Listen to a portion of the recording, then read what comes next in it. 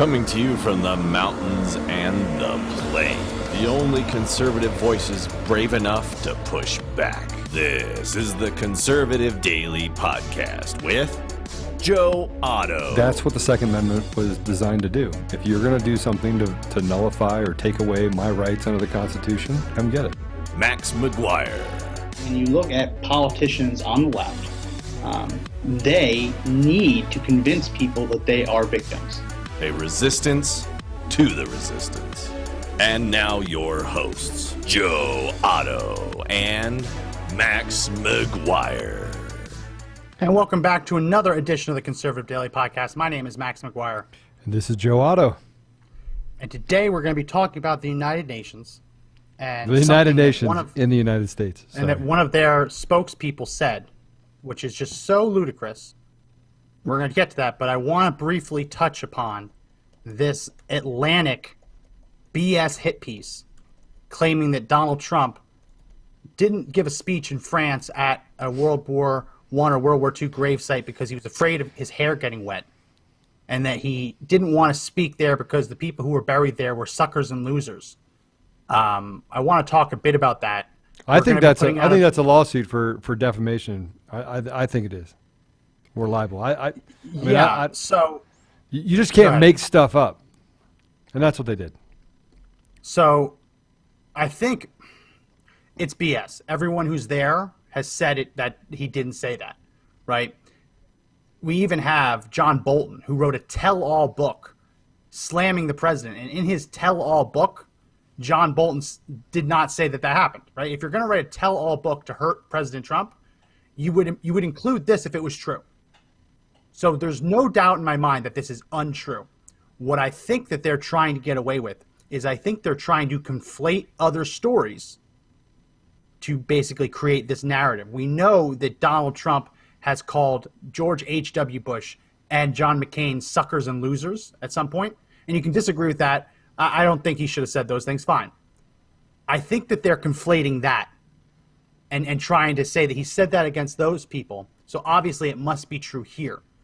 And it's so slanderous. It really is. And we're going to do a video on it. Right before we came on, Joe Biden was giving his, I'm not even going to call them press conferences anymore, Joe, because I know you probably weren't watching it. One of the reporters asked him about this story and asked Joe Biden to posit whether or not Donald Trump has a soul. So this is a report that is entirely sourced through unnamed anonymous sources. It's being refuted by everyone that was in the room, in the motorcade with him at the time. But the mainstream media wanted Joe Biden to answer whether or not, after hearing this, whether or not he thinks that Donald Trump has a soul or not. I mean, that's how you can see that this was set up. That this was a complete and total setup. I don't even. We're having a conversation about the mental midgets in the media and the leftist loonies that we have to deal with every day. Some that are actually in office: Pelosi, Reid, Schumer. I mean, I can go down the line. They're all AOC. And by the way, you can see that the cancer is growing. It's getting bigger and bigger and bigger. We're having to deal more and more with these leftist loonies that these idiots are actually putting into office, right? And this is no different. This is the unnamed source. Let's just make up slanderous comments. Let's say whatever we want to say in order to weaponize the media and weaponize technology. I mean, this is disgusting. This just shows you how weak and pathetic the left has become. They're just pathetic. They're pathetic. They're a bunch of man children and women children. Yeah, no, it's disgusting. It's disgusting. Let me know in the comment section what you guys think about this. I'm going to be putting up a poll in a second so you can answer whether or not you believe these. Is it a poll that Pelosi will dance on? I just want to know. No. Okay. No. All right, maybe not that type of poll. All right. No, well, I was starting to get interested. I was like, she went to a salon, then she went and pole danced. I mean, it would have been. Should we make up that? Let's just talk about it. Nancy Pelosi, we saw her, an unnamed source, saw her dancing on a pole. I can't tell you where the pole is, but it was a pole. That's how crazy this is. Like, if that's the standard, that you can just say, we have heard from unnamed sources that so-and-so is true, and that just makes it true. My mother's friends, uncles, brothers, sisters, friends, uncle, sisters, ex-brother, sister-in-law's friend actually told me this. Yeah. Twice removed. It's pretty shameful. Facebook's not letting me get into the back end. Surprise, surprise. So I'm not going to be able to put that poll up. But we're not going to talk about this too much longer. I'm going to do a video later fact-checking Joe Biden's his complete press conference. So there's very few things in this race so far that have actually made me furious. And this whole attack on Trump has so infuriated me that I don't want to do this live because I can't take back what I will say if I don't actually script it. So we're going to do that You're going to put a teleprompter up? No, but I'm just going to make sure that I edit out any times that I freak out. But today we want to talk about this latest thing coming out of the UN, the United Nations, specifically the United Nations High Commissioner for Human Rights. Let's go ahead and put up image number 1. This guy, his name is Rupert Colville. He's very unimportant. You really don't. It doesn't matter whether you know who he is or not. All you need to know is that he is the spokesman for the UN High Commissioner for Human Rights, the UNHCHR. Now, Joe, I know that you know that organization kind of well. They are the UN body that deals with human rights issues. They help with refugee issues. Mm-hmm. They have come out and they have called for more American gun control because of what happened in Kenosha, specifically because Kyle used a rifle in self-defense. Now, we're not allowed under Facebook's rules anymore. We are not allowed to tell you that we think that Kyle acted in self-defense. We're not allowed to say that anymore. Because there is no freedom of speech. I just want you to know that you're living in a country right now. Everyone pay attention. You're living in a country right now where they are basically taking away your constitutional rights. They're closing small businesses, handing business over to big business, right? They've had the largest increase in stock prices ever in the history for those blue chip stocks and or tech and tech stocks. That has happened over the last 4 months, right? Apple doubled, Tesla, Facebook. Okay, so they lock you in your house, make you wear a mask. They tell you that you can't be in a restaurant past 10 o'clock if you're in Colorado. Some other states it's completely shut down. Salons, the only people that can get their hair done is going to be Nancy Pelosi. By the way, she was set up, and somewhere along the line, they must have put like a marshmallow in front of her and pulled on a string to get her to walk into the restaurant, or walk into the salon and get their hair done. And then when they went to blow dry her hair, she's like, no, please don't blow dry my hair, please, right? Yeah. Or blow out my hair, whatever they do, whatever women do, right? So I didn't mean that. My wife gets her hair done, but it's fine to question it because her press conference did not look like she just got her hair done. No, I mean I'm not an expert. As I said yesterday, I have no idea what a blowout. As soon as I got off, my wife explained it to me. Apparently, it's just a blow drying. Yeah. What? So that's a thing. So listen, they're taking away little by little. They're eroding all of your freedoms and all of your rights. Actually, I believe that it happened 10 years prior to this. I believe that during the Obama administration, we saw the largest depravity of rights that you could ever have, right? During the time that he was supposed to be, helping minorities specifically, but he did nothing. He turned their back on minorities, did absolutely the opposite of creating legislation that would have helped minorities, right? That's true. That happened. You can fact check me all you want. Let's look at what happened during that 8 years, right? And it was bad.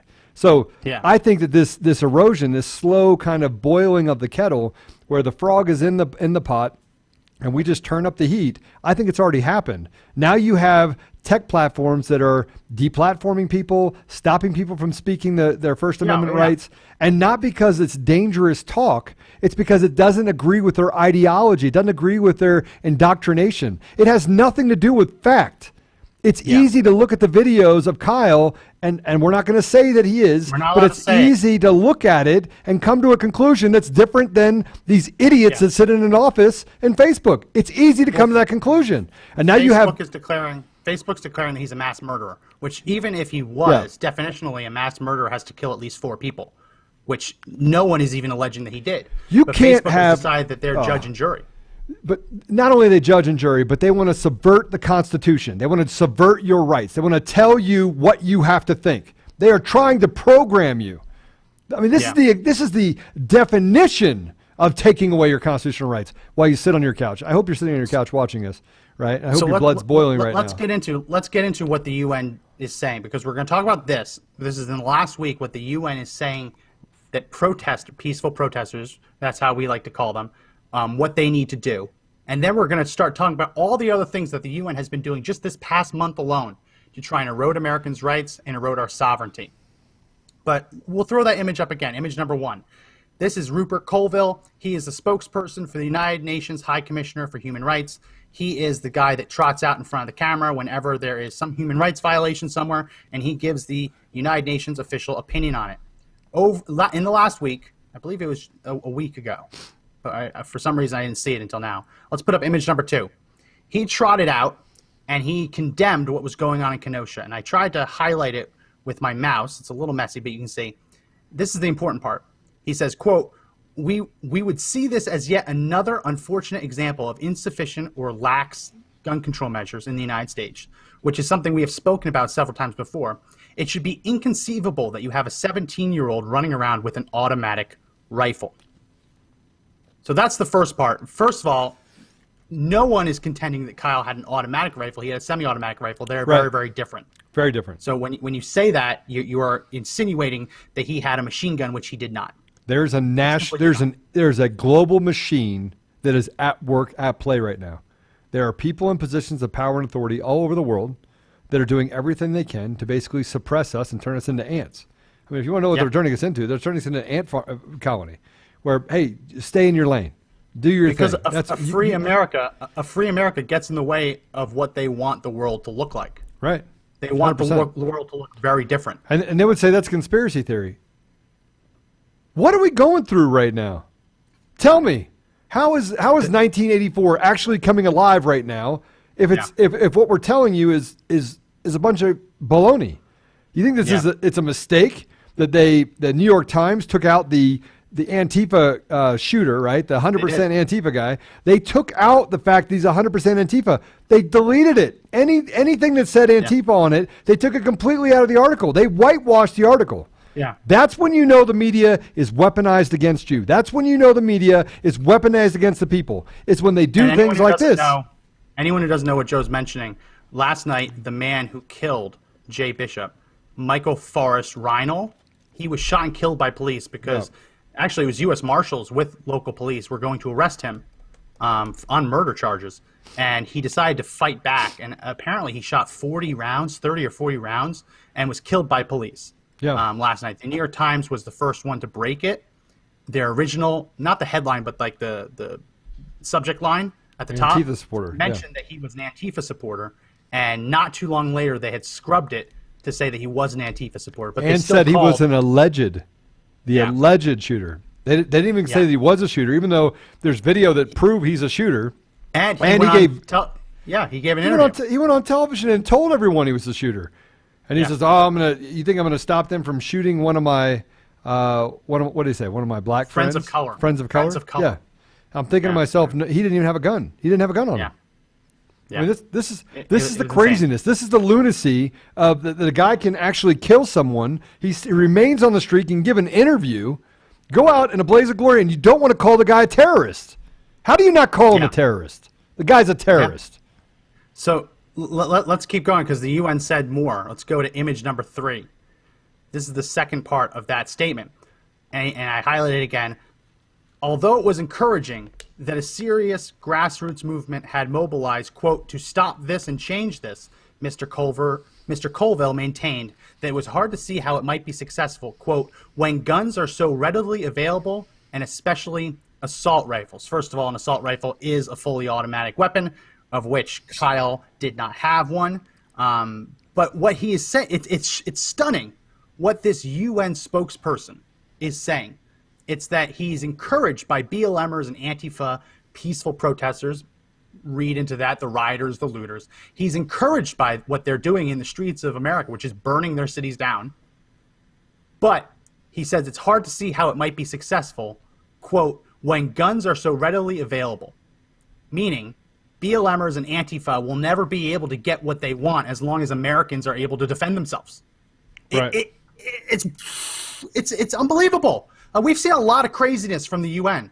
But to come from the spokesperson for their High Commissioner for Human Rights, the spokesperson for the Human Rights branch of the United Nations, to say that the United States needs more gun control so that BLMers and Antifa can have like unimpeded access to the streets, and Americans can't defend themselves. Americans like Kyle, which we can't say he defended himself, but we can say that other people are suggesting, and his legal team is suggesting, that it was self-defense. It's stunning. It's stunning that this came out of the United Nations. And part of this, I don't want to dive too deep in the rabbit hole. We've discussed a lot about this. But I do think that there are two reasons that the UN is pissed off at the United States in relation to gun control. Let's put up image 5. This is Donald Trump not too long ago, last year. He moved to withdraw the United States from the UN Arms Trade Treaty. Now, this was a treaty that Barack Obama signed but never put to Congress for ratification. And that treaty, it basically governed the import and export of everything from tanks, rocket launchers, all the way down to small arms and ammunition. And the reason that gun owners hated this was because it was going to restrict Americans' ability to import surplus rifles, right, to import ammunition from overseas, which many people do. If you collect AK-47s or like historical pieces, you oftentimes will import them from overseas or import the ammunition. When this went into effect, even though Congress did not ratify it, it still dried up many of the sources for that surplus weaponry, surplus ammunition, which was legal to own in the United States, and it actually made it harder to import certain weapons into the U.S. So Trump withdrew. We can take that down now. Trump withdrew from that treaty. But I think the other thing that I don't think the media gave enough attention to, let's put up image number 4. This was from back in early June. The UN Secretary General changed course abruptly and said that UN staffers are allowed to participate in American street demonstrations against police brutality, citing a UN history of fighting discrimination. So for the past couple months, you've actually had UN officials, UN employees on the ground participating in this. You have foreign agents. You have foreign agents. You have people from foreign lands who, also again, Americans too. But yeah. That do not understand. They do not understand the history of this country at all, right? Trying to dismantle everything we are as a country. And they're out there basically being antagonists to whatever you want to call it, the unpeaceful, mostly peaceful burning down of buildings. Yeah. Maybe that's what we call it, just the unpeaceful Vince writes people. in on Facebook that he's been listening forever on Apple Podcasts. Finally got a chance to tune in live. God bless the USA. Welcome to the party, Vince. Yeah, come on, Vince. Glad to have you. This is where we have to say, everyone, we're going through all of this gun control agenda, everything else the UN's trying to be sneaking through in the last month. Things that you probably haven't heard about because the media's talking about all the other BS. So we need to hit that share button. And they're throttling us. Yeah, so if everyone actually hits the share button, we'll again just get back up to where we were yesterday, which was 1,000 people on Facebook. We have a bunch of people on YouTube as well. I almost needed a teleprompter there for a minute. But more importantly, we're doing a lot of different things. We've pushed out on different platforms. We're obviously building our own platform, so you'll be able to see something like that in the future where we won't have to depend on a platform. But I just want you to know that if you hit the share button, we're having a conversation about what truth is. Right? It's not our truth. It's not some subversion of truth. It's not us making stuff up. This is actual truth. Like I can literally reach out and touch it, grab it, feel it, touch it. We will talk about the stuff on the edges, which is what they call conspiracy theories of people working together globally to try and destroy America. But it's happening. I mean, America is literally, these as aren't we know, individuals. Yeah. These are people working through the United Nations. So hit the share button.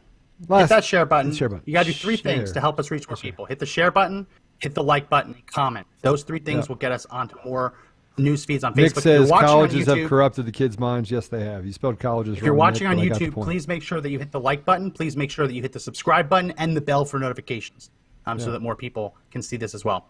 So that's happening. The United Nations is pushing for more gun control in the United States because Kyle used a firearm, as his lawyers claim, in self-defense. Yeah, that is happening. The United Nations is pushing for it. Now we're going to get into some of the other things that the United Nations has been doing that you probably didn't hear about because the mainstream media sure as hell didn't cover it. This one's actually relatively recent. Let's put up image number 6. So this came out this week that the Trump administration said it will not join the WHO-linked effort to develop and distribute a coronavirus vaccine. That was big news. The mainstream media is trying to make Trump out to be some evil person. I want to explain what that is. So the WHO is part of the United Nations. The WHO has this program called COVAX. The idea is that all countries pool together their resources for a vaccine, and then COVAX works to make sure that the vaccine gets to the people who need it most. Right. So whether or not you agree with the vaccine, whether or not you would take the vaccine, right? Personally, I won't take it in the first round. No way. No way at all. Whether you agree with the vaccine, you think people should take it, whether you think it should be voluntary, I don't care. We're just talking about what the United Nations is trying to do here. And that is to take the vaccines that Trump has already purchased and to redistribute them around the world to the equitable. They want to make sure it's equitable. Yeah. That the right people get the vaccine. So all these countries that are joining are the ones joining this COVAX program. They're the ones that are not producing the vaccine themselves. Now, some of them, like Japan, they're in it because they have the ability to produce enough for their own people, and they're also a powerhouse in manufacturing pharmaceuticals, so they can have a surplus. Donald Trump, over the past couple months, has purchased hundreds of millions of doses of the vaccine. Again, whether or not you are going to take it or not, he is planning ahead so that there will be enough for every American man, woman, and child if they want it.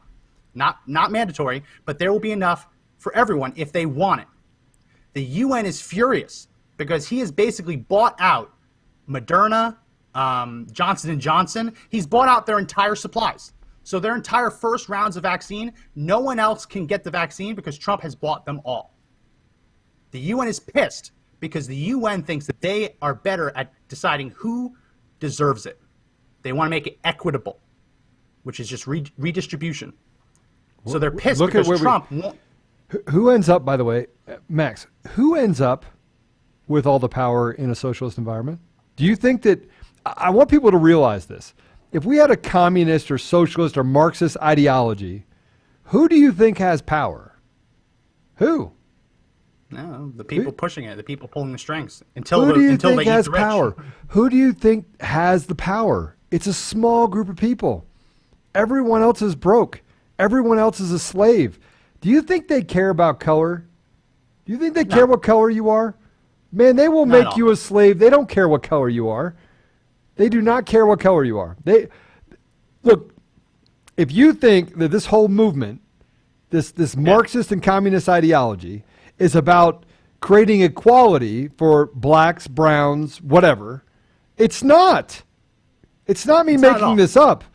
Who ends up with the power? You just don't ask the right question. You don't actually take it far enough down the rabbit hole of when this is over, let's just hypothetically say you win, which you won't. But let's hypothetically say that this socialist environment wins. Who wins? Who wins? Yeah. Who? Please tell me. Who ends up in power? Because right now they want to add the... Yeah, the Soroses of the world, the people who are bankrolling this, until these radicals revolt and eat the rich, which they've promised to do. Right? But Trump who said it then this week, sits no one at will the be top? Who sits at the top? Yeah. Guys, you're not asking the right question. Who sits at the top? Yeah. You get all the way through it, right? I just added a link. Yeah. I just added a link in the comment section. I pinned it. We have a call to action alert for today. If you want to help take action to defund the United Nations, because right now Congress is actually debating the bill that would fund the United Nations for the next year. If you want to help take action to defund the United Nations, just defund the United Nations. Check out the link. Which will be 40-50% of their budget. 20, 30. I mean, then you add in the you're wrong. The peacekeeping. Look, and it gets bigger. So I remember sitting and having a conversation about the funding, and it's not the budgeted funding. It's actually the money that actually makes it into the UN. And the U.S. makes up 40 to 50% of money that's actually not committed, but actually that we write a check for, right? Yeah. And most countries are behind or delinquent. And I'm not talking by 1 year or 2 year or 3 years. They're behind by 10 years. So we're becoming everybody's daddy while they tell us what to do. So they're our daddy, and we give them money. So I want you to know the amount of pressure that is put on you as a person. You have local municipalities, and you have community municipalities or towns, cities, and then you have the state, then you have the federal. Yeah. And all of these rules just squeeze down on top of you. That's what they're doing. So now we add another layer and we say, oh, now the UN gets to come in and tell us that we can't have the Second Amendment. Facebook is coming in and say that we can't have the First Amendment. I mean, when does it stop, people? And by the way, I'm going to ask the question again. What happens We burned the place down, and what happened? We crunched the numbers, and if you just average out the average taxpayer and don't call into attention the fact that some people pay more in taxes, some people pay less. If you just average it out, right? The average American taxpayer every year gives more than $50 of their hard-earned income to the United Nations. When do we get to the point where we just stop paying? When do we get to the point where we just stop paying taxes? Like, you want to strangle it? I mean, I'm not saying that we should do this, but maybe we should. Maybe we should just stop paying taxes. Maybe we should literally get a movement together that's big enough, and then on one day say, this is our liberation day. Nobody gets taxes. Imagine what would happen if every business owner in the United States said, we're done. And we give all of our employees all of their money. And they say, hey, listen, you earned $5,000 this month. I'm going to pay you $5,000 this month. You decide how you're going to use it. If we did that as a country, we would put a stranglehold on the 32 million people. 1 in 9 people in this country, 1 in 9 people works for the federal or state government. I want you to consider what I'm saying. 1 in 9. 1 in 9. Yeah, we don't want to go too far into the weeds, because I am in the weeds because I'm pissed, and everyone should be pissed. Yeah. We're talking about the United Nations. People are saying that the link might not work that I just posted, so let me post the better link. Better link is right here. I added a reply to my pinned comment. Yeah. I added a reply to my pinned comment. So let me keep going. So put up image number 6 again, anyone just joining us. The UN wants the United States to join their coronavirus vaccine distribution program, where they get to play a role in deciding the most equitable way to distribute vaccines to the people that the UN and the WHO say deserve it most. Right. Basically, it's all the people that can't develop their own vaccine relying on everyone that can to give it up for them. Trump has said no. He's purchased enough vaccines for everyone to voluntarily, if they want it, get it eventually. Again, not saying whether you support it or don't. The idea of the UN saying that even though Trump has purchased all these vaccines, bought out the manufacturers, that now you should give it up to the UN so they can decide who gets it, it's absolutely ludicrous. And let's put up image number 7. This is from an article that was dealing with it. And I want to read off a bit of this. Quote, the United States will continue to engage our international partners to ensure we defeat this virus, but we will not be constrained by multilateral organizations influenced by the corrupt World Health Organization and China, said Judd Deere, a spokesman for the White House. The COVAX decision, which has not been previously reported, is effectively a doubling down by the administration on its bet that the United States will win the vaccine race. It eliminates the chance to secure doses from a pool of promising vaccine candidates, a potentially risky approach. America is, quote, America is taking a huge gamble by taking a go-it-alone strategy, said Lawrence Gostin, a professor of global health at Georgetown University. So they're trying to make this out. You can take that down now. They're trying to make this out as we stand to lose more by not being in it. When the fact is that if we were in it, we would have to give up tons of doses of the vaccine, which, again, whether you agree with it or not, we shouldn't have to do that. The UN shouldn't be able to force us to do that. Let's go ahead and put up image 8. This is the second part of that. And I want to read this bottom part. This woman, Suri Moon, co-director of the Global Health Center at the Graduate Institute of International and Development Studies in Geneva. And she says, quote, when the U.S. says it's not going to participate in any sort of multilateral effort to secure vaccines, it's a real blow. The behavior of countries when it comes to vaccines in this pandemic will have political repercussions beyond public health. It's about, are you a reliable partner? Or at the end of the day, are you going to keep all of your toys for yourself?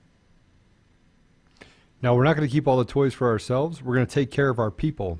And when we're done taking care of our people, if you want to use the vaccine that we used, you can use that vaccine. I personally, Max, I'm never going to take a vaccine. I'm not going to take a flu vaccine or a flu shot. That works out really well. They have a flu shot and 100,000 people a year die. Well, that worked really well. I mean, everyone should take a flu vaccine if 100,000 people die. I think the flu vaccines and other things like that are probably making people stupid. Yeah. As a joke. Right? Maybe it's not making people stupid. Be careful what you're saying, because we don't want to be taken down for brief commentary about flu vaccines. But the point is that I have the freedom to say if I'm going to have a vaccine or not, and I'm the only one at risk. Yeah. And I don't need a daddy. I don't need the government telling me that I do need to do something or don't need to do something. I can take all the information in. I can make a conclusion of my own on whether or not I take that vaccine. But I mean, right now, I'm not. And the point is, if the federal government purchases enough vaccines for every man, woman, and child, if they voluntarily want it, who is the United Nations to come in and say, we now want you to give up some of those doses so we can decide who gets it and who doesn't, right? No one's saying that we force everyone to take it. But what the United Nations is talking about is vaccines that would have gone to Americans voluntarily would instead go to someone else around the world that's deemed more equitable, more deserving. So Ney says... It's stupidity. Yeah. Ney says they don't need a government treating us like livestock. They treat us like sharecroppers. They treat us like slaves. They literally treat us like we're an EBIT in their system. Like we are just a thing to them. We're just a number to them. And if you think that I'm wrong, the government has never done anything for the greater good of the people. They just haven't. They've always listened to special interests. They've done some things, but, okay, like what? But tell me, please, what? When you measure it out in terms of net, I mean, like things like the war on poverty was a complete failure, right? Like the Department of Education did not make America smarter, right? When it comes to things like providing for public defense, I think that the government has done a pretty good job considering the fact that we haven't had a land invasion on our continent in hundreds of years. Right. So I think that there's some things that the federal government has done well, but there's way too many public good projects that have just been complete and abject failures. Okay, is it Stalin that says that you'll never get a country like the United States, you'll never be able to tear down from the outside, right? Our society from the outside, you have to do it from the inside. And what are they doing right now? They're infiltrating. He said first, go in and infiltrate their education system, and that's what they're doing. I mean, they're doing everything that they said they do. Their blueprint is set for how they're going to destroy America, and they want to destroy America. Every other country out there, people want to come here for a reason, and they come to the United States, and so everyone else is like, why do they want the United States? Let's make it just like us. Let's make it a crappy place to live like every other place. Like, why would we want it to be a great place to live? And so they come in with this hatred for this prosperity we've built on this, largely Christian nation, if not Christian nation. And they want to take that away. They want to create something that is a terrible place to go so that there is no refuge on the entire globe. That's really what we're talking about. So the WHO, which is part of the United Nations, WHO condemned Trump for closing down our borders to stop coronavirus cases from reaching our shores. Said we were a racist for doing it. We were xenophobic for doing it, right? Of course we are. Said that defunding the WHO was going to lead to more. You have to buy more body bags, which was horrible fear mongering. And now you see the WHO demanding that we sign up for this COVAX program so that they get our vaccines. I want everyone, again, hit the share button. Whether or not you agree and want a vaccine or not, we're just trying to show you what the UN is doing behind the scenes and how Trump is actually fighting back against it. Just this week, the Trump administration announced that they were cutting $60 million of funding from the WHO. And that's important because we shouldn't be sending any of our money there. We should be sending it to other more worthwhile programs. So make sure that you hit that share button. Make sure you like the video and make sure you continue commenting. I want to pull this up because not a lot of people are talking about this either. The United Nations has a long history of trying to chip away at our sovereignty by helping people enter the United States through very, very fraudulent ways. So we know that Donald Trump has cut refugee admissions into the country to the lowest level we've seen in decades. It's now completely shut off because of the pandemic. Joe Biden wants to increase it like 400, 500%, which is insane. But we've seen that the United Nations has tried to send us unvetted refugees over the years to basically send them to us to take care of. But they've also, and we've covered this in depth, the United Nations has also been caught helping migrants, because at that point they're just migrants, get through Central America and through Mexico so they can get to the United States border and they can cross into our country illegally. UN officials have actually been caught helping them. They've also been caught in the past coaching them on what to say if they're apprehended, to say those magic words like I'm in fear for my life, I'm fleeing for my safety, the magic words you have to say to get an asylum hearing. We already know that the UN has been caught doing that. But I bet you didn't know that this past month, the UN is filing an amicus brief in the United States Court of Appeals for the District of Columbia. Let's go ahead and put up image 9. This is from an amicus brief, which is a friend of the court brief, that was filed on behalf of the Office of the United Nations High Commissioner for Refugees. basically, they are filing a friend of the court brief arguing that Trump should not be allowed to close the U.S.-Mexico border. We should be forced to reopen the border, and he should be forced to allow migrants to file those fraudulent asylum claims to say that they're fleeing violence when they aren't, to say that they're fleeing terrorism when they're not, so they can force their way into the country on a fraudulent claim. Let's go ahead and take that off the screen. Joe, we've talked about this before. The media doesn't cover this, and it's actually stunning how the UN can just file an amicus brief in federal court, and we're going to get into what's in that brief in a second. But the fact that they're even arguing in court that the United States should open up their border, we were fact-checked a month ago that the United Nations has no power over the U.S. We were told that the United Nations cannot force us to do anything, and that we were fact-checked by an entertainment reporter from a website called Lead Stories. She said that the UN Charter, prohibits the UN from intervening in our affairs and forcing us to do anything. And yet I just threw up there that they filed a brief before the court to force us to reopen our borders and take in more asylum seekers. Where's the fact check against the fact checkers? By the way, we're getting comments in there that Facebook is basically sabotaging their ability to stay on the live feed. So just so you know, if you're getting sabotaged and kicked off, I want you to know that you can also watch us on, obviously later you can come back and watch the podcast, but you can go to a lot of other places as well. So you have to watch this on YouTube. You know, Facebook is doing everything they can to stop people from getting access to this podcast. And so we run a couple computers on the side, and we actually watch those computers using different VPNs in order to see whether or not Facebook's doing this. So we're actually mimicking it, and we can actually see what Facebook's doing. So share this, right? Share what you're seeing. Tony, I'm sorry you can't stay on it. Just continue to try to get through if you can. And if it freezes up, a lot of times you can fix it just by hitting the refresh button. You can also find us on YouTube, and anyone watching on YouTube, make sure that you hit that like button, make sure you hit the subscribe button, and make sure you hit the bell for notifications. Yeah. And to all the people watching on Facebook, make sure you like, comment, and share. So let's get into this amicus brief, because it's incredible stuff what the UN is trying to claim. Let's put up, these are the three major claims that the UN is making. Let's put up image 10. The first claim of their argument, you can read the whole thing, but the first claim of their argument is, quote, the United States is bound by the 1951 Convention and the 1967 Protocol. In 1950, delegates from the United States and other United Nations member states convened to craft an amendment that would ensure that individuals are not turned back to countries where they would be exposed. So the UN is arguing that it is a violation of international law for us to stop migrants from filing fraudulent asylum claims in our country, that we have to just let them all in. Because if we dare send them back to Mexico, it's a violation of their rights. Let's go ahead and put up image 11.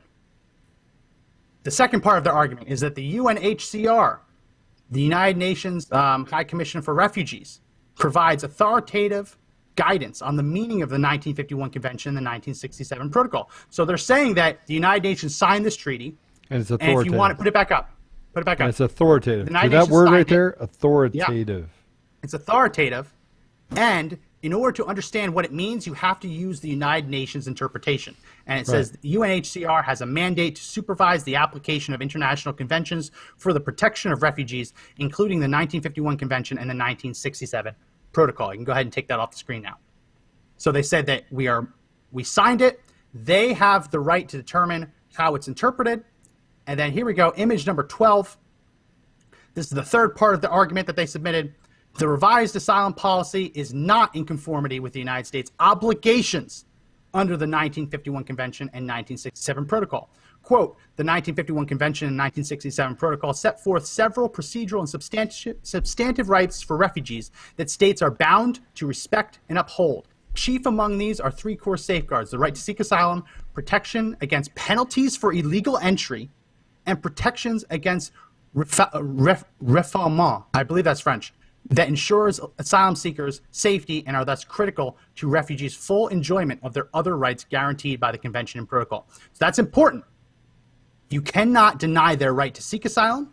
You cannot penalize them for entering your country illegally, and you cannot basically send them back to another country because that would violate the full enjoyment of their rights. The United Nations, hit that share button if you haven't already. This is a real document. And they're filing it in our courts, in our federal courts. In our federal courts, saying that we are bound by international law not to punish anyone for entering the United States illegally if the minute they're caught, they say, asylum, please.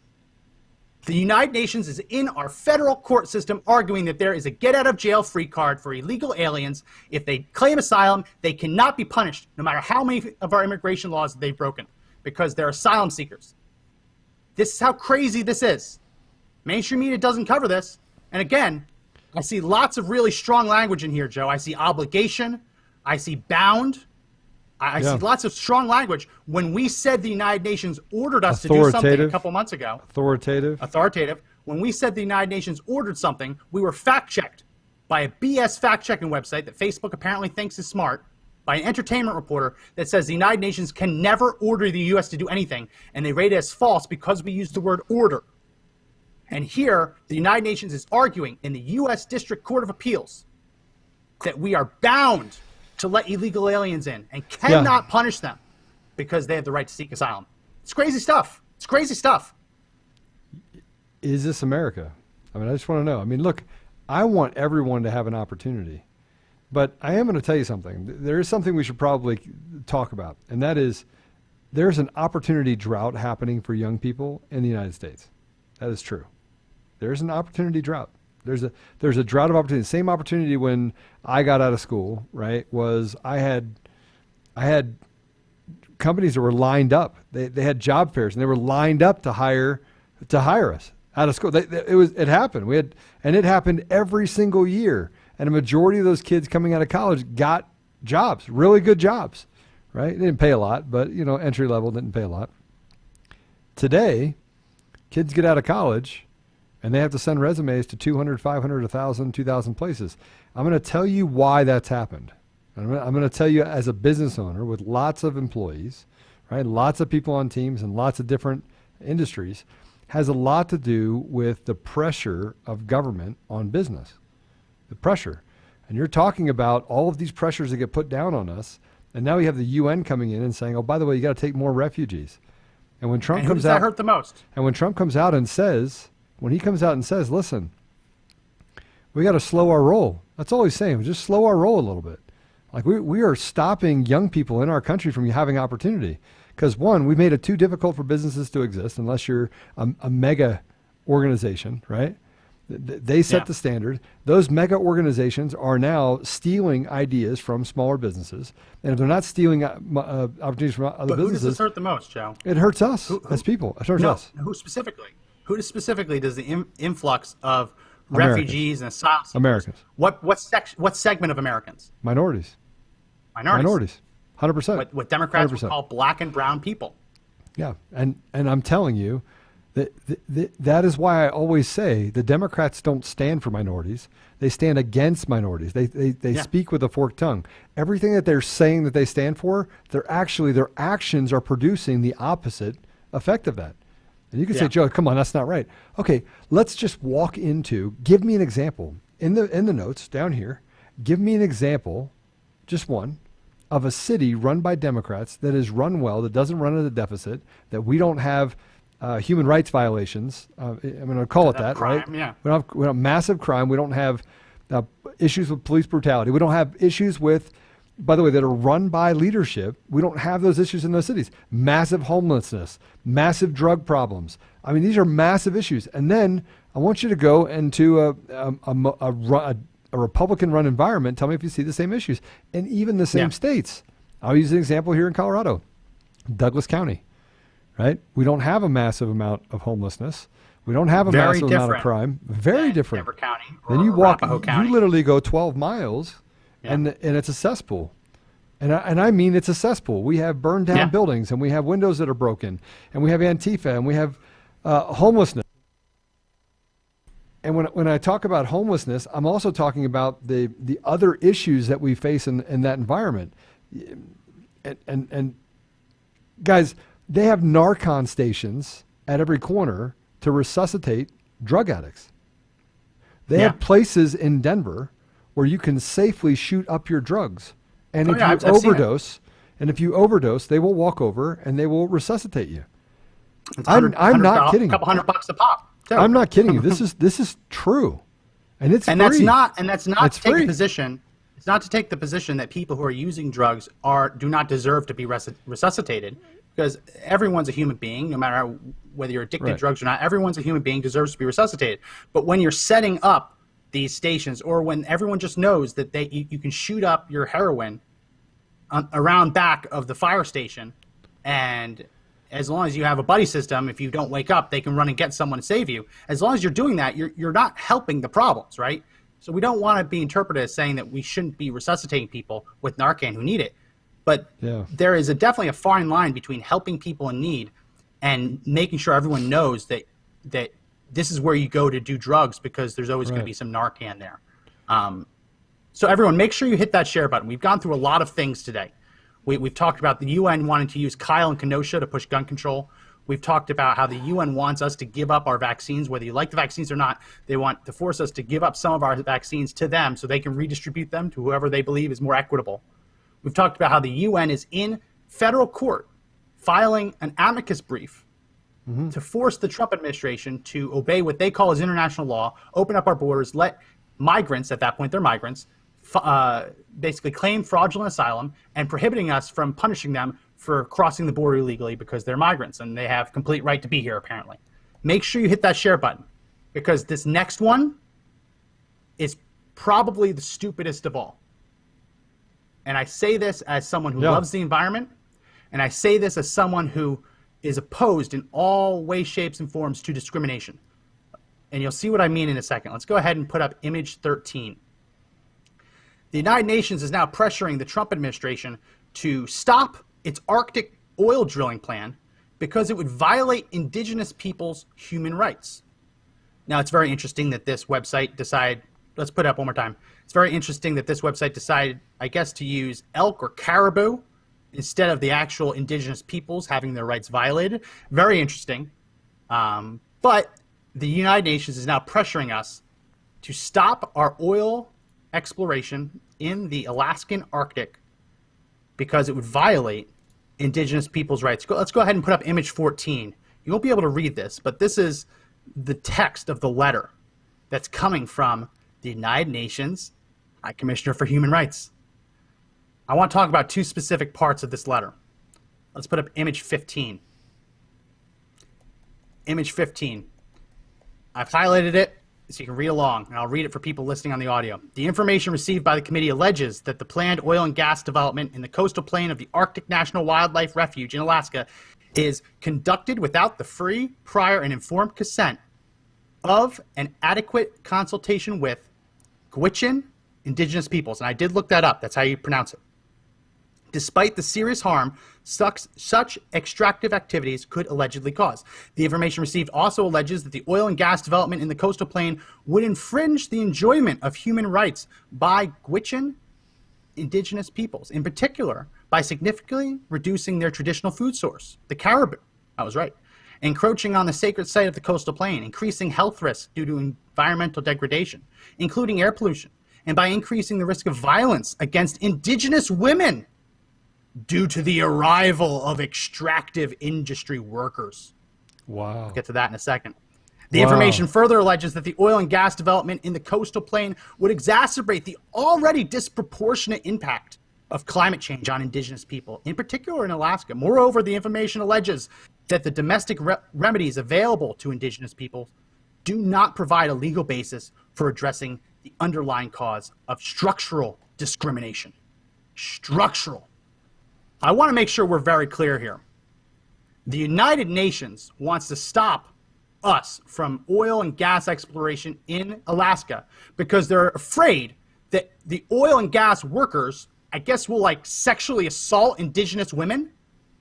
I don't know what century they think this is when, right, when Shell goes up there, they're not Vikings. They're not coming to rape and pillage the villages. For them to claim that we have to shut down oil and gas exploration to protect indigenous women from the violence caused by the extractive industry workers. It's absolutely incredible. Have you ever seen anything like this, Joe? No, and I'm actually speechless. I'm sitting here thinking I had to look up Andrew Bremberg just to see who he is, right? Who signed that letter, by the way. Well, no, the letter's signed. We're going to get to that in a second. Let's go ahead and put image 16. These are the demands. Bremberg?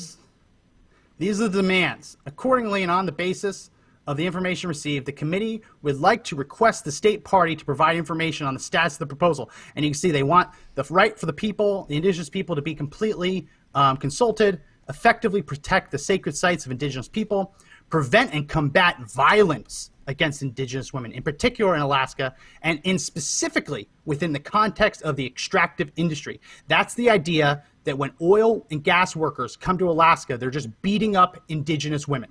That's the claim. Access and mitigate the impact on climate change, yada, yada. And then the demand E, ensure effective remedies against instances of racial discrimination, including in the context of the extractive industries. That's the idea that oil and gas exploration is structurally and inherently racially discriminative. And so that letter was signed by someone, but I want to put up so you can see the brainchild behind this whole scheme. Put up image 17.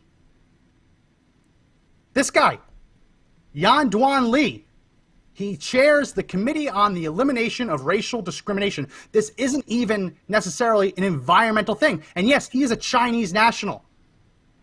Can you pause it for a second? Why a Chinese national would be trying to stop American oil and gas exploration in Alaska to stop those mean oil workers from battering and raping the indigenous women? Can you understand why a Chinese national would come up with this talking point? Because they don't want us to be energy independent. I mean, it's just so naked what they're doing. But the media isn't covering this because it's frankly, it's too stupid. It's too stupid for primetime coverage. It just is. I'm just amazed that so I just did a little bit of research on Yandun Lee. I mean, look, you can't go down the rabbit hole far enough. And I wonder why, as people do more research and they start connecting the dots, why they think that there's a conspiracy against us in the United States to destroy everything we have. It does. All you have to do is click through on three things and look at the history behind these people. And I'm going to let you do the history of Yandun Lee, or Lee Yandun. I hope I said it right. I don't really care. Just do a little bit. Yeah, do a little bit of research, right? Don't take our word for it. Just do a little research. Scratch the surface. We don't have to draw a line and create conclusions to get from one side to the other. It's apparent. It's apparent. When you have fact checkers for an entertainment journalist that is fact checking us, right, on the UN's ability to influence the sovereignty of our nation, and they have zero understanding of what's actually happening. And then over here you have someone that works for the Human Rights Division, Racial Discrimination, Human Rights of the UN, now trying to say that they're actually trying to protect the environment. Yeah, they're just not connected. And if you just go into our history, it gets even weirder, right? Go back in history, just go back 10 years. You can see a couple things that you'll find online, and you'll go, what in the world is going on? What's going on? What are we dealing with? We're dealing with an entire group of people that want to destroy everything we are as a country. I'm sorry. That's the only conclusion I can come to, is that there is a push in our country of people from foreigners, foreign people, they're foreigners. In other words, they are less than one generation or two generations here.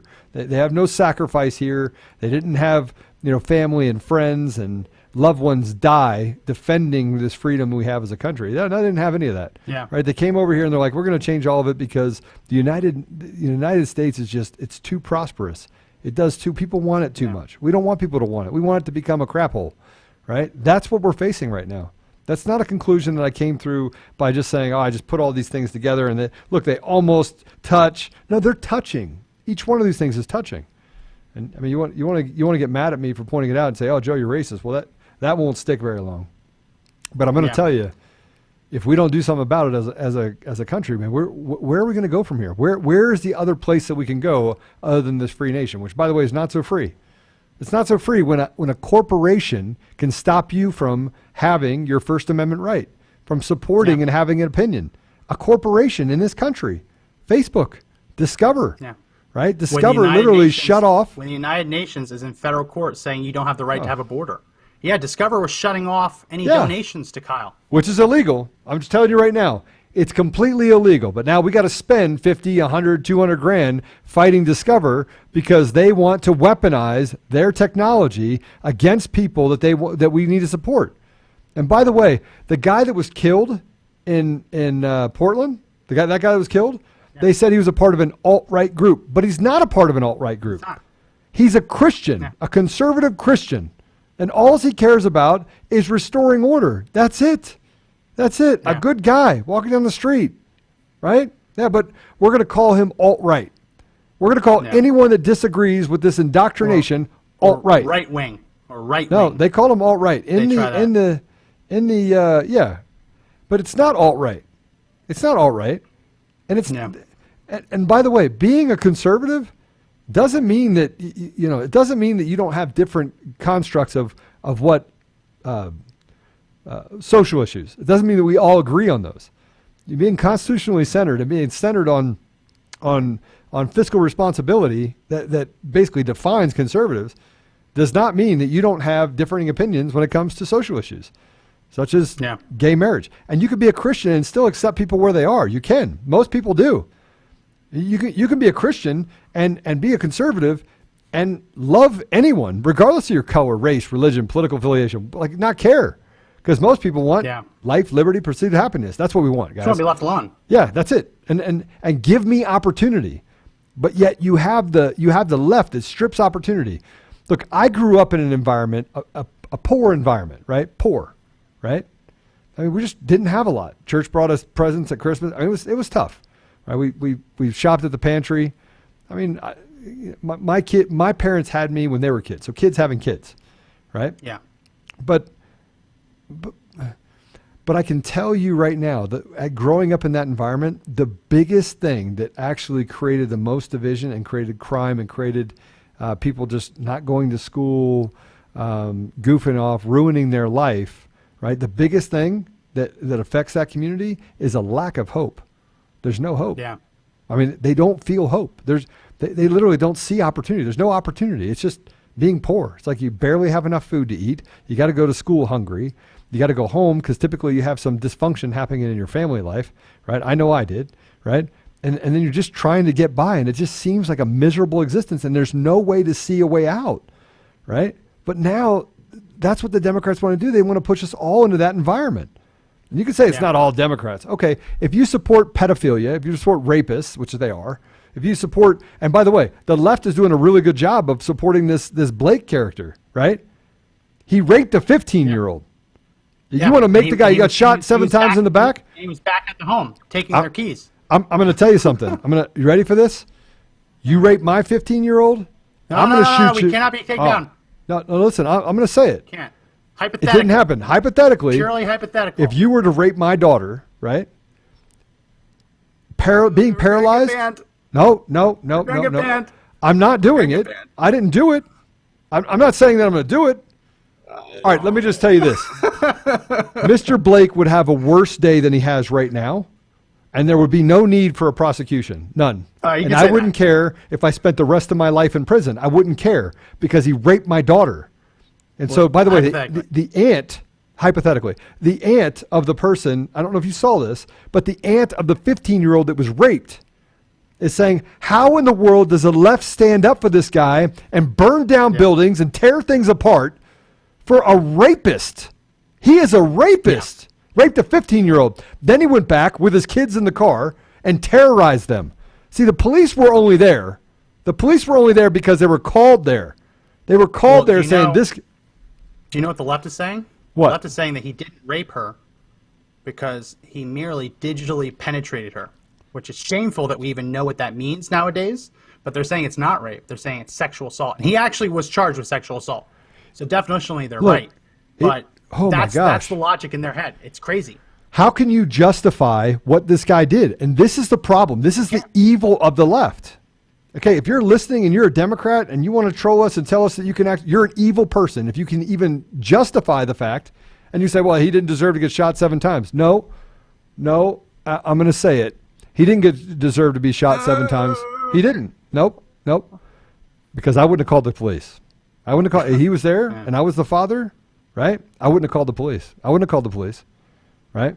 And I'm not going to tell you what he would deserve, but it wouldn't be this holding him up on a pedestal. Yeah. It wouldn't be that. But you know what? The left, they idolize rapists. They idolize pedophiles. They idolize closet racists. They do everything they can to strip out, and you say what you want, but you're stripping out hope from that community. You're replacing it with an obstacle that isn't real, saying, oh, the white people are keeping you down. No, the Democrats are keeping you down. The Democrats are taking it all for themselves. The people in leadership are eroding your community. They're allowing this bad behavior to happen all through the community. There's no accountability in certain police departments because they let it happen because they're the ones pulling the strings. And then you have police unions that hides things from people. And I know because I was in the middle of it. I know that they hide things. I know that they lie and deny and say that that's not true. They do that. But they're lying to you if you think that it's white people doing it. It's not white people. Well, it's a political ideology that stands for nothing except for the selfishness of these pricks on the left. That's what it represents. Did you see the case in D.C.? They said that the police shot a boy. And they said the original story was that they shot a boy. A gun was recovered, but he wasn't holding the gun. It was recovered elsewhere. Yeah. That was the story. They protested. They were angry, right? People in the streets. Released the video. And what happened? Released the video. The kid, 18-year-old, was holding the gun when he was shot. The only reason that it was recovered elsewhere is that because he then threw the gun to try and make it look like he wasn't holding it. I don't know. But I said it yesterday that my mom was texting me and saying, like, why does this keep happening? Because the only story out there was that police killed a kid.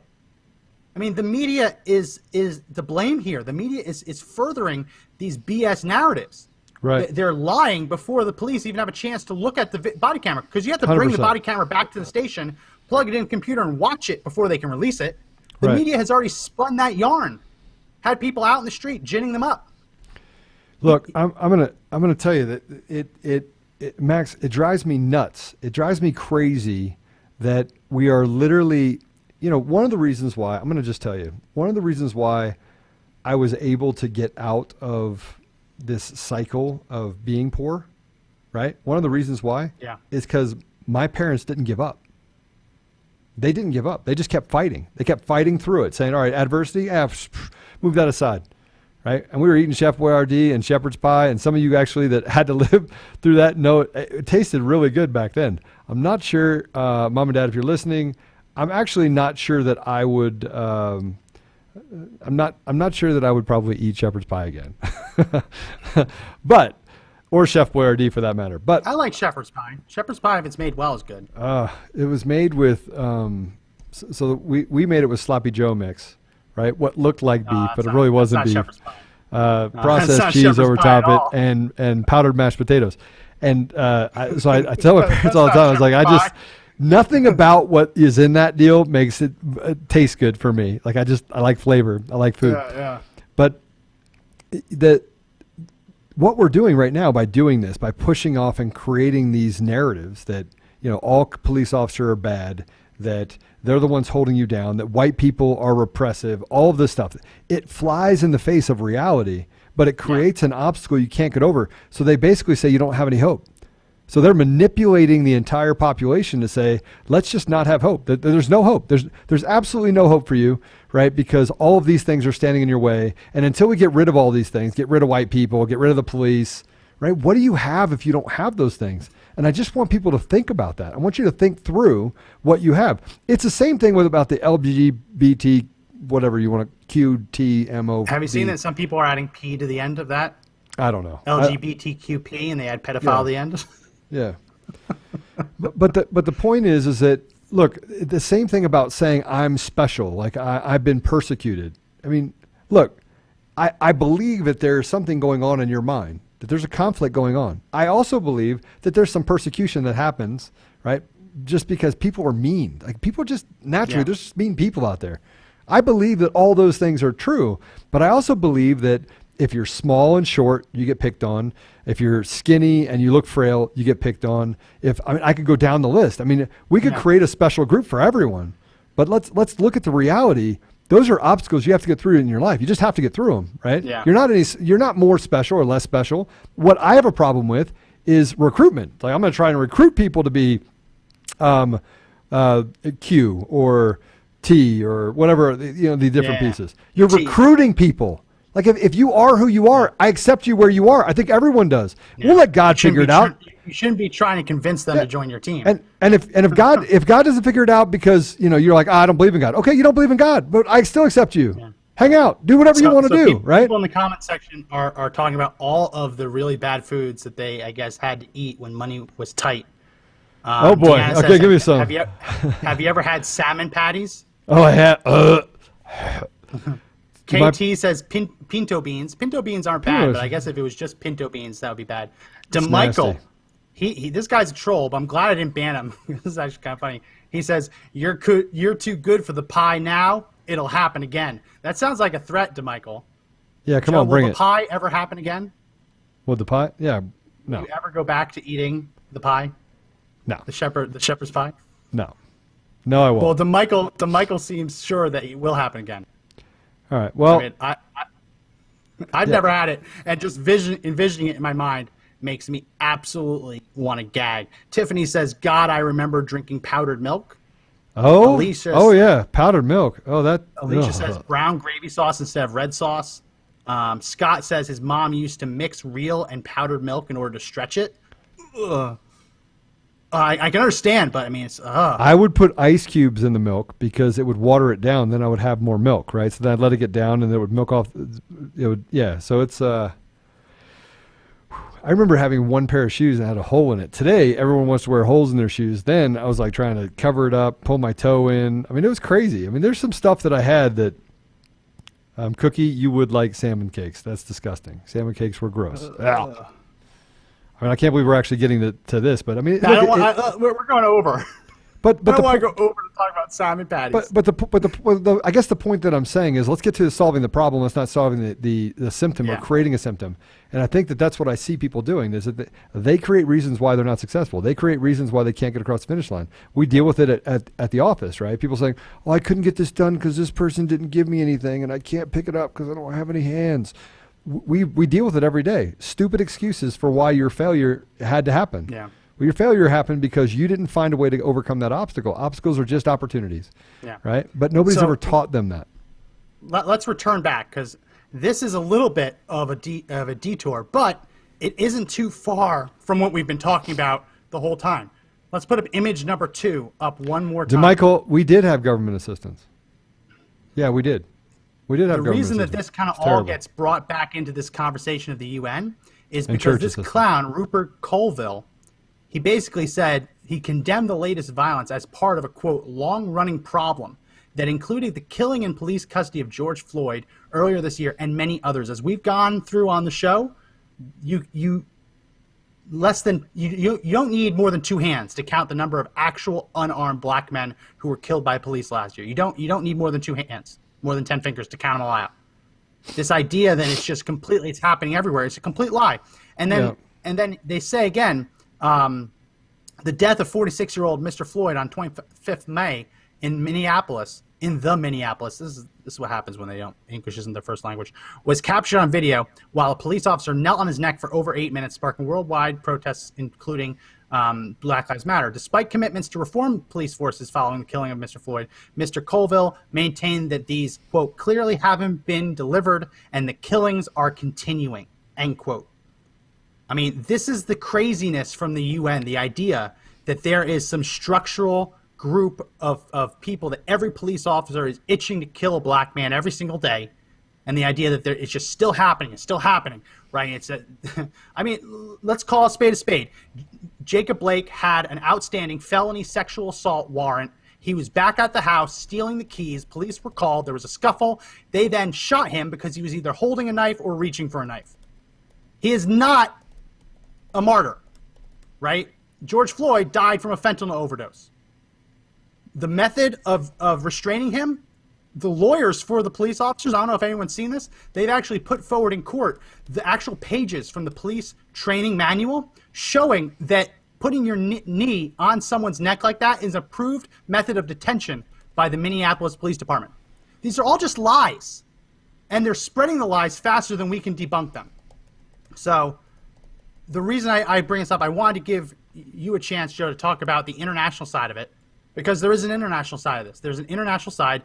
These UN officials, as we covered, there are UN officials taking part in these street protests. They've been given permission to take part and participate. The idea that they're doing it purely as individuals is laughable. If they're not doing it purely as individuals. And there is a movement for the UN to interfere in our affairs. Go ahead. I'll give you the last word. So I'm glad to have the last word, but it's kind of a double-sided word. Working over in the Middle East and in Africa, there was more than enough times where I would get involved or have conversations with people where they would go, hey, we want you to concentrate on this, or we want you to engage with these people. And I would go have meetings with people, and they would be bad actors. They're people that were literally there, that were planted there in those environments. Frankly, some of them from the U.S., right, that were there to disrupt. They were there to create chaos in those environments because there was opportunity in that chaos. And you know, this is the part people don't understand in the U.S. is you don't understand how complicated and how innately greedy or evil some of these motives are. And so we have to look at it for what it is, and we have to be able to cut back on what we hear in the media and call it what it is. Because, by the way, if you would have seen the video, which some of you did, on George Floyd, those police officers did not wake up in the morning and say, get a cup of coffee and say, I'm going to go kill a black man, or I'm going to go abuse a black man. They were incredibly respectful, incredibly patient, right? And frankly, that patience, extended all the way to kneeling on his back, which under normal circumstances, I've seen does not result in somebody dying. Now it did in this case because he had high levels of fentanyl in his system, which by the a tip, just a little itty bitty tip, is enough to kill you. Okay. Yeah. Right? So that's all I got. Thanks for listening today. It's really crazy. Well, we touched a lot of things on today's episode. So if you like the show and you want people to watch it too, we need you to do three things. We need you to hit that share button if you haven't already. We need you to like the podcast, and we need you to comment. Those three things convince Facebook that it's worthwhile of putting this in other people's news feeds. If you're on YouTube, we need you to like the video, give it a thumbs up. We also need you to hit the subscribe button and then hit the bell for notifications. That will help YouTube put our video in front of more people as well. We also, in our description and in our pinned comment on Facebook, we do have a link if you want to take action. This is one of our action alert campaigns to go after the UN. Right now, Congress is actually debating the State Department and Foreign Operations spending bill for the next year. And right now, not only does it fund the UN, it actually increases their funding. So if you want to defund the UN, click on that link in the description in the pinned comment and join the campaign. Help pressure Congress to cut the UN's funding instead of raise it. Also, you can find our link in our description for Parler. If you want to check us out on Parler, follow us there. We'll be happy to follow you back at Conservative Daily. There's also a link to join our email newsletter. That's how we get those action alert campaigns out. And that's also how we will let you know if Facebook does eventually drop the ban hammer on us. It'll be how we let you know how our show is going to continue. Well, they're not going to do that because we will drop a lawsuit quicker than they can probably wake up in the morning. And that may not seem like it's going to be a big deal, but given the amount of other media that we have access to, it might be. Even so, even if they do it for a day, make sure you sign up for that newsletter. So if we have any interruption at all, we can let you know how we're going to be continuing the show in light of those interruptions. Also, if you haven't already, please do subscribe to the audio version of the podcast. We're everywhere. You can find it on Apple Podcasts, Google Play Store, Spotify, iHeartRadio, TuneIn, and Podbean. Please, please, please make sure you subscribe there. That way, if you can't watch us live, you can always listen to us as you go about your day. And if you're listening, a couple people in the comment section today said this is the first time watching the podcast live. Welcome. If you're listening, make sure you check us out on Facebook and on YouTube. 2 p.m. Eastern, Monday through Friday, we go live. Links are in the description. Check us out there. I think I hit up everything. So yeah, that's going to be it for this podcast. Again, my name is Max McGuire. And this is Joe Otto. And remember that the fight to take back our country clearly isn't over, but the only way we win is if we all stand up and fight together.